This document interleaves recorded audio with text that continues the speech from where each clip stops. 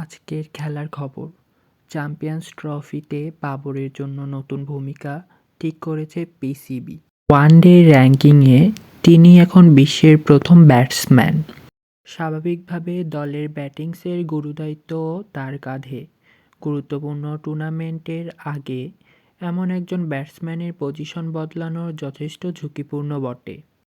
কিন্তু সেই ঝুঁকি নিতে যাচ্ছে পাকিস্তান ক্রিকেট দল।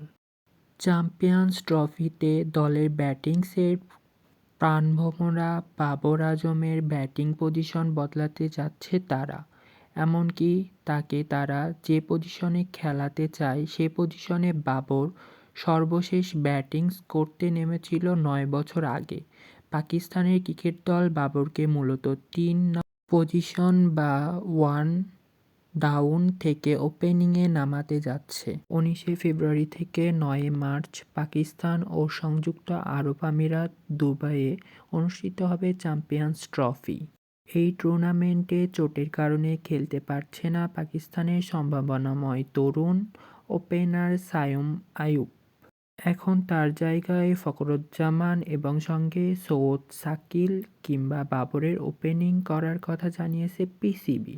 ১২৩ ওয়ানডে ক্যারিয়ারে বাবর সবচেয়ে বেশিরভাগ ব্যাটিংস করেছে ৩ নম্বরে।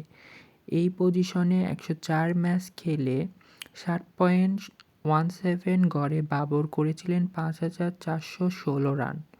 এবারে ৪ নম্বর পজিশনে ১৩ ম্যাচে এবং ৬ নম্বর পজিশনে প্রথম ম্যাচে ব্যাটিং করেছিলেন বাবর। এখন ৯ বছর পর আবার ওপেনিংয়ে ফিরে বাবর ছন্দ ধরে রাখতে পারবেন কিনা সেটাই দেখার অপেক্ষা।